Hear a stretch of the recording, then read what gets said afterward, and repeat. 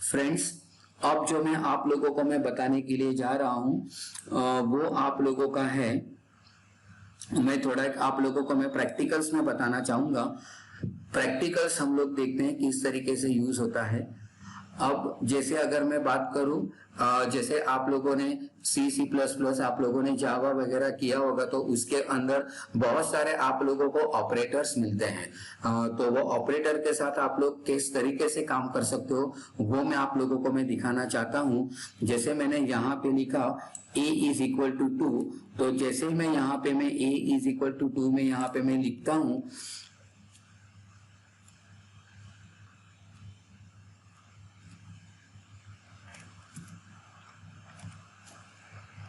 तो यहाँ पे एक वैल्यू असाइन होगी a को। अगर मैं यहाँ पे मैं लिखता हूँ प्रिंट, यहाँ पे देखो आप लोगों को जैसे ही प्रिंट लिखोगे और अगर मैं a लिखता हूँ तो आप लोगों को पता चल जाएगा कि वहां पे मेरा 2 आ रहा है।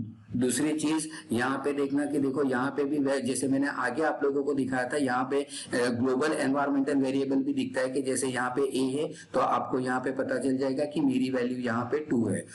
उसी तरीके से अगर मैं यहाँ पे मैं लिखता हूं कि अगर मुझे इस तरीके से अगर कुछ वर्क करना है तो ये भी मैं कर सकता हूं। और यहाँ पे देखो अगर मैं यहाँ पे मैं लिखता हूं प्रिंट और अगर मैं लिखता हूं यहाँ पे a, तो देखो मुझे पता चल जाएगा कि मैंने यहाँ पे बुलियन वैल्यू जैसे ट्रू और फॉल्स अगर आप लोगों को स्टोर करवाना है तो वो भी कर सकते हो। और यहाँ पे भी देखो आप लोगों को a is equal to true मिल जाएगा। अब यहाँ पे किस तरीके से हुआ है वो भी मैं आपको मैं बता देता हूँ, क्योंकि मैंने सेम टू सेम वेरिएबल लिया हुआ है। तो जो a की जो पुरानी वैल्यू थी 2 वो निकल जाएगी और उसके ऊपर ट्रू आपकी ओवरराइट हो जाएगी। लेकिन कहने का मेरा मतलब ये है कि आप इस तरीके से भी वैल्यू को आप लोग असाइन कर सकते हो, आप लोग इस तरीके से भी वैल्यू को असाइन कर सकते हो। ये आर के अंदर नई मैकेनिज्म है कि नॉर्मली आप लोग C++, जावा, .NET के अंदर, पाइथन के अंदर आप लोग इस तरीके से काम करते हो, लेकिन आर के अंदर अब इस तरीके से काम होता है, जो बहुत बढ़िया चीज है। दूसरी चीज में आप लोगों को मैं बताना चाहूंगा अगर मैं इस तरीके से मैं काम करता हूं, यहाँ पे अगर मैं ऐसे में वर्क करता हूं और अब मैं यहाँ पे मैं लिखूंगा प्रिंट करके अगर मैं a लिखता हूं तो वहां पे मुझे 454 मिल जाएगा। यहाँ पे भी देखो फिर से आप लोगों को a की वैल्यू मिल रही है। So this is the third variety that how you can store the value in our language। इस तरीके से भी अगर आप लोगों को तो कुछ काम करना है तो आप लोग ये कर सकते हो। अब यहाँ पे दूसरी भी एक चीज देखो, अगर मुझे इस तरीके से भी कुछ अगर मुझे बुलियन वैल्यू भी अगर मुझे लेनी है तो मैं बुलियन वैल्यू भी अगर मैं मुझे लेना चाहूँ तो मैं ले सकता हूँ। जैसे मैंने यहाँ पे ये ले लिया और मैं यहाँ पे मैं लिखता हूँ प्रिंट और मैं यहाँ पे लिखता हूँ a, तो वहां पे देखो आप लोगों को यहाँ पे ये भी वैल्यू मिल जाएगी। और अगर मैं मल्टीपल वैल्यू अगर मैं स्टोर करना चाहता हूं, अगर मैं यहाँ पे अगर मैं मल्टीपल वैल्यू भी अगर मैं स्टोर करना चाहता हूं तो वो भी आप लोगों को मिल जाएगा कि जैसे यहाँ पे लिखा गया है प्रिंट और प्रिंट के अंदर में लिखता हूं a, तो वहां पे देखो आप लोगों को 678 यहाँ पे 689 आप लोगों को मिल जाएगा, जिसको हम लोग बोलते हैं रेंज। तो ये मैंने आप लोगों को अलग अलग वेराइटी मैंने दिखाई कि किस तरीके से वेरिएबल को आर लैंग्वेज के अंदर स्टोर किया जाता है। दूसरी एक चीज मैं आप लोगों को एक छोटा सा एग्जांपल बताना चाहूंगा। आप लोगों को भी पता होगा नॉर्मली जावा, C# वगैरह करते हैं तो सबसे हमारा पहला जो एक एग्जांपल होता है कैलकुलेटर बनाना। तो वो मैं आप लोगों को मैं बताना चाहूंगा कि अगर आर के अंदर आप लोगों को कोई एक कैलकुलेटर बनाना है तो कैसे बना सकते हो। तो जैसे मैं यहाँ पे मैं कोई एक वैल्यू में स्टोर कर देता हूँ ए के अंदर, जैसे मैंने यहाँ पे ए के अंदर मैंने वैल्यू यहाँ पे मैंने स्टोर की, और अगर मैं यहाँ पे मैं दूसरी वैल्यू में स्टोर करता हूँ बी की, तो मैंने यहाँ पे कुछ वैल्यू मैंने यहाँ पे स्टोर कर दी है। तो जैसे मैं यहाँ पे मैं वर्क करता हूँ तो देखो यहाँ पे आप लोगों को कुछ पता चलेगा। ए की वैल्यू 896 है, बी की वैल्यू 245 है। और अब अगर ए इज इक्वल टू बी अगर मैं यहाँ पे मैं लिखता हूँ तो यहाँ पे मुझे मिल जाएगा यहाँ पे। और तो यहाँ पे देखो मुझे मिल रहा है किस तरीके से वैल्यू मिल रही है मुझे 10, 13, 11। तो यहाँ पे देखो 8 और 2 यहाँ पे 10 हो रहा है, 9 और 4 13 हो रहा है, और 6 और 5 आप लोगों को मिलेगा एडिशन। अगर मैं यहाँ पे अगर मैं इंटू भी अगर मैं कर देता हूँ, जैसे मैं यहाँ पे प्लस को मैं निकाल के अगर मैं इंटू में कर देता हूँ तो इस तरीके से भी अगर आप लोगों को चाहिए तो देखो आप लोगों को मिल जाएगा 16, राइट। तो 8 दूना 16 होते हैं यहाँ पे, वो भी आपको पता चल जाएगा। 9 4 जा 36 होते हैं, 5 6 5 जा 30 होते हैं। तो इस तरीके से भी अगर आप लोगों को काम करना है तो आप लोग कर सकते हो। कहने का मतलब कि इस तरीके से अगर एरिथमेटिकल ऑपरेटर का यूज करके अगर आप लोगों को अगर कोई सिंपल कैलकुलेटर बनाना है तो वो भी आप लोग बना सकते हो। दूसरी बात मैं बोलना चाहता हूँ कि यहाँ पे जो ये मैंने जो लिखा हुआ है, सी का मतलब होता है कंबाइन, और अगर जो इसको बोलते हैं वेक्टर। तो ये सब अगर इस तरीके से वर्क करना चाहो तो आप लोग कर सकते हो। जो अब आप लोगों को जो मैं वेक्टर में बताना चाहता हूँ वो रेंज के थ्रू किस तरीके से काम होता है वो मैं आप लोगों को मैं बताना चाहता हूँ। लेकिन उससे पहले आप लोगों को मैं ये एक्सप्लेन कर दूं कि वेक्टर होता क्या है। तो यहाँ पे लिखा गया है the vector is the most basic data structure in are vector can hold a collection of the similar data type. जैसे यहाँ पे लिखा गया है, मेरे लिए ये बहुत इंपॉर्टेंट चीज है यहाँ पे कि वेक्टर क्या होता है, सिमिलर डेटा टाइप के एलिमेंट्स को वो स्टोर कर सकता है। आपके डेटा टाइप कोई भी हो सकता है, इंटीजर भी हो सकता है, डबल भी हो सकता है, कैरेक्टर बुलियन कोई भी हो सकता है। मैं एक आप लोगों को उसका एग्जांपल में दिखाना चाहूंगा। अगर मैं यहाँ पे मैं इस तरीके से मैं कुछ लिखता हूँ यहाँ पे, जैसे अगर मैं वेक्टर अगर मैं बनाना चाहता हूँ तो मैं यहाँ से अब मैं यहाँ पे मैं लिखता हूँ। जैसे शायद आप लोगों को ऐसा लगता होगा कि ये स्क्रीन किस तरीके से वर्क करती है, तो वो मैं आप लोगों को मैं बताना चाहूंगा। मैंने यहाँ पे लिखा हुआ है और उसको मैं यहाँ पे मैं सेलेक्ट करके उसको मैं सेलेक्ट करूंगा, और जैसे मैं यहाँ पे मैं कंट्रोल एंटर करूंगा देखो वहां पे आ जाएगा। और अगर मैं यहाँ पे मैं लिखता हूं प्रिंट, और प्रिंट करके अगर मैं यहाँ पे मैं लिखता हूं जे,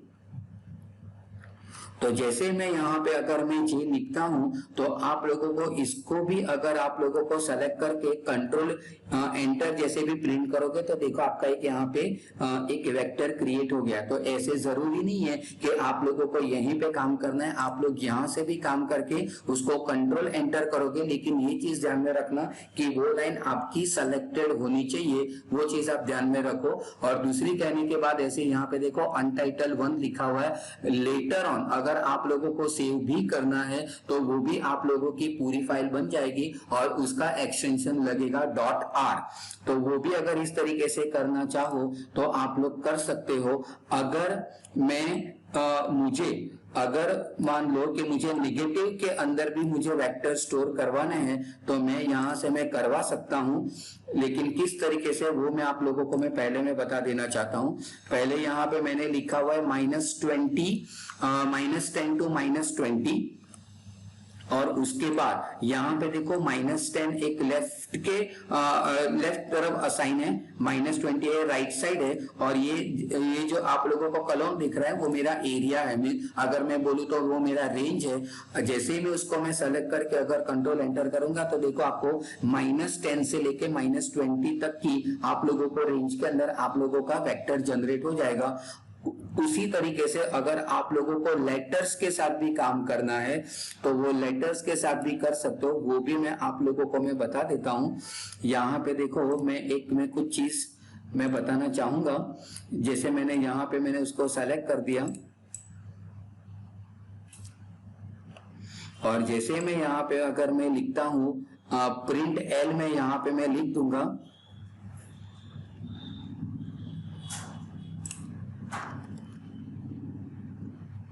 प्रिंट, और जैसे ही मैं एल यहाँ पे मैं लिख दूंगा तो आपको देखो यहाँ से 1 to 6 ABCD का आप लोगों को मिल जाएगा। तो इस तरीके से भी अगर आप लोगों को वेक्टर जनरेट करने हैं आर के अंदर तो आप लोग कर सकते हो।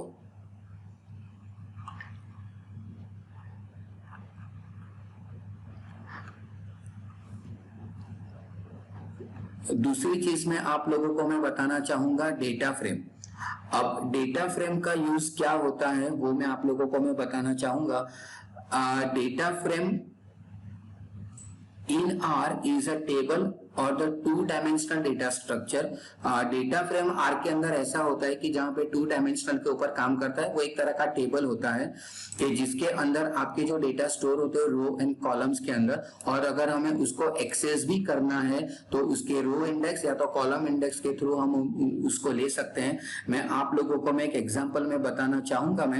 मैं पहले में एक आईडी यहाँ पे मैं डेटा फ्रेम में जनरेट कर रहा हूं। यहाँ पे देखो मैंने यहाँ पे एक आईडी मैंने बना दिया। अब जैसे मैंने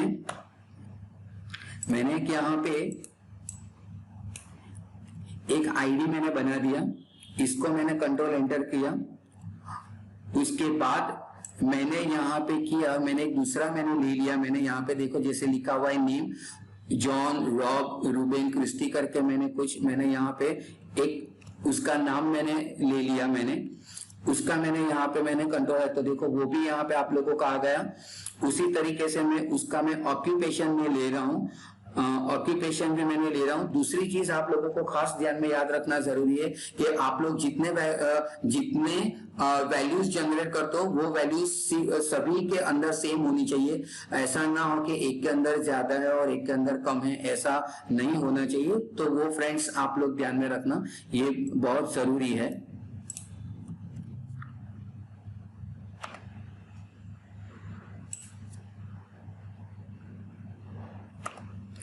ऑक्यूपेशन का भी मैंने ले लिया। अब मैं यहाँ पे मैं ले रहा हूं सैलरी के रिलेटेड में, उसकी मैं वैल्यूज में ले रहा हूं यहाँ पे।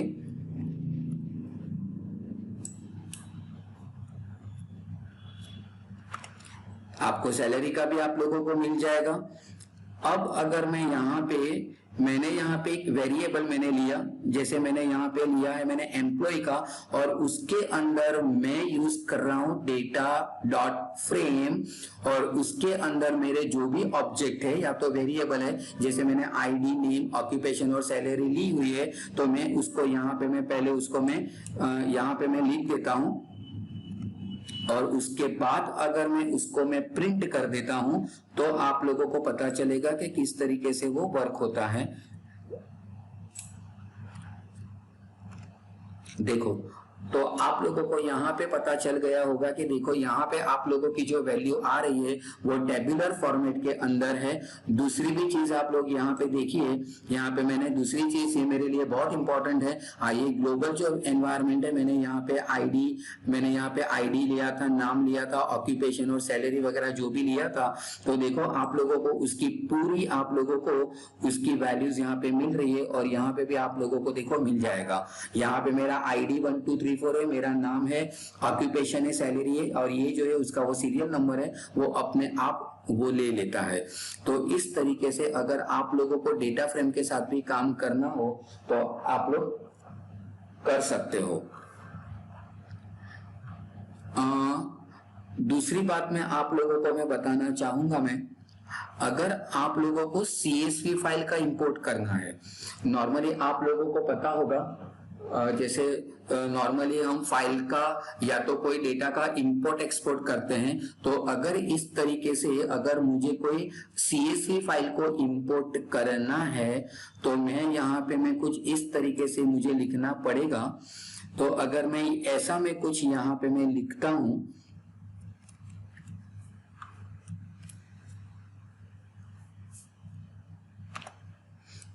मुझे लिखना पड़ेगा रीड द डेटा और उसके बाद मैं वैल्यू को मैं असाइन कर रहा हूँ और यहाँ पे आप लोगों को लिखना है read.csv। और आपकी जहां पे भी फाइल है आपको आप लोगों को यहाँ पे दिखता होगा automobile.csv फाइल है यहाँ पे। तो उस तरीके से भी अगर आप लोगों को वर्कआउट करना है तो कर सकते हो। और अब मैं मेरी फाइल को मैं प्रिंट करवा देता हूं। तो जैसे ही आप यहाँ पे उसको आप प्रिंट करोगे तो यहाँ पे उसके डेटा आप लोगों को देखो मिल जाएंगे। तो यहाँ पे भी अगर इस तरीके से कुछ फाइल का काम करें, ये देखो मेरी CSV फाइल है के जिसके अंदर मेरा इंडेक्स है, कंपनी का नाम है, body style, wheel base, length, type of cylinder वगैरह बहुत सारे देखो मेरे जो डेटा है तो वो डेटा मेरे आ रहे हैं। मेरी हॉर्स पावर कितना है, एवरेज माइलेज कितनी है और कार की प्राइस कितनी है, वो इस तरीके से आप लोग देख सकते हो। तो अगर यहाँ पे अगर इस तरीके से भी अगर आप लोगों को CSV के साथ काम करना है तो आप लोग कर सकते हो। नाउ एक मैं आप लोगों को मैं बताना चाहूंगा कि अगर आप लोगों को विजुअलाइजेशन के साथ काम करना हो, वो जो आर के अंदर और पाइथन का सबसे बड़ा इंपॉर्टेंट एक लाइब्रेरी गिनी जाती है जिसको हम लोग बोलते हैं डेटा विजुअलाइजेशन। अब डेटा विजुअलाइजेशन का यूज क्या है? डेटा विजुअलाइजेशन एक टेक्निक है, जैसे यहाँ पे लिखा गया है यहाँ पे कि data visualisation is a technique use for the graphical representation of the data, के जहां पे आप लोग अलग अलग चार्ट का यूज कर सकते हो। जैसे आपको वहां पे स्कैटर प्लॉट मिलेगा, हिस्टोग्राम मिलेगा, मैप मिलेगा, अगर आपको बबल चार्ट भी चाहिए तो वो भी आप लोगों को मिलेगा, लाइन चार्ट मिलेगा, तो वो वहां पे आप लोगों को मिल जाएगा। बहुत एक इंपॉर्टेंट चीज मानी जाती है डेटा विजुअलाइजेशन। जिन लोगों को डेटा साइंस के साथ काम करना है, डेटा एनालिटिक्स के साथ काम करना है, जिन लोगों को बिजनेस इंटेलिजेंसी के साथ काम करना है, तो उनके लिए पाइथन के अंदर और आर के अंदर डेटा विजुअलाइजेशन बहुत इंपॉर्टेंट होता है। मैं आप लोगों को एक चीज बताना चाहूंगा कि अगर आप लोगों को आर के अंदर आप लोगों को विजुअलाइजेशन के साथ काम करना है तो आप लोगों को इस तरीके से पहले आप लोगों को जो उसकी आर का जो पैकेज होता है या तो जो लाइब्रेरी होती है वो आप लोगों को इंस्टॉल करना पड़ेगा। आप लोगों को लिखना पड़ेगा install.packages और ब्रैकेट के अंदर आप लोगों को लिखना पड़ेगा ग्राफिक्स। मैंने इंस्टॉल कर दिया है। तो अगर आप लोगों को भी अगर वो देखना है पैकेजेस के अंदर तो आप लोग यहाँ पे अलग अलग देख सकते हो।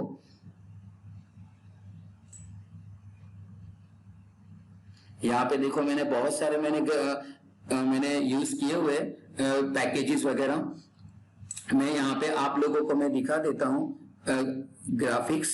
मैं फिर से मैं आप लोगों को मैं ये करवाना चाहूंगा, यहाँ पे देखो इंस्टॉल जो लिखा गया है, इंस्टॉल के ऊपर क्लिक करो। मैं यहाँ पे मैं ग्राफिक्स में लिखता हूं।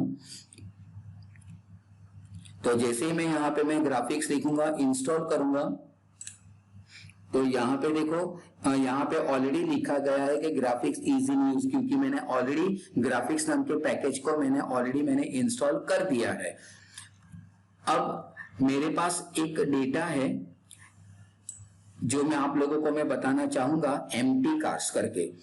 तो एम्प्टी कार्स करके जो आपको डेटा है यहाँ पे वो आप लोगों को इनबिल्ट मिल जाता है। और अब मैं यहाँ पे उसको अगर मैं प्रिंट कर देता हूं, मैं यहाँ पे मैं लिखूंगा प्रिंट और मैं यहाँ पे मैं लिखता हूं एम्प्टी कार्स करके अगर मैं लिखता हूं तो यहाँ पे देखो आप लोगों को उनका डेटा मिल जाएगा। यहाँ पे देखो एम्प्टी कार्स करके, यहाँ पे एमपीजी करके हैं, यहाँ पे बहुत सारे कार के नाम है, duster, then Mercedes, then hornet, Datsun, Mazda, और ये उसके डेटा है। और अगर उसके ऊपर से ये एम्प्टी कार्स करके आप लोगों को जो डेटा सेट मिल रहा है, हम उसको टेक्निकली लैंग्वेज के अंदर हम लोग उसको बोलते हैं डेटा सेट। तो ये ऑलरेडी डेटा सेट आर के अंदर आप लोगों को मिल ही जाएगा जब आप लोग उसको इंस्टॉल करोगे। और अब अगर उसका हिस्टोग्राम बनाना है तो मैं यहाँ पे इस तरीके से मैं वर्कआउट में करूंगा। मुझे यहाँ पे लिखना पड़ेगा कुछ एक लाइन आप लोगों को लिखनी पड़ेगी। जैसे मैं यहाँ पे मैं लिखूंगा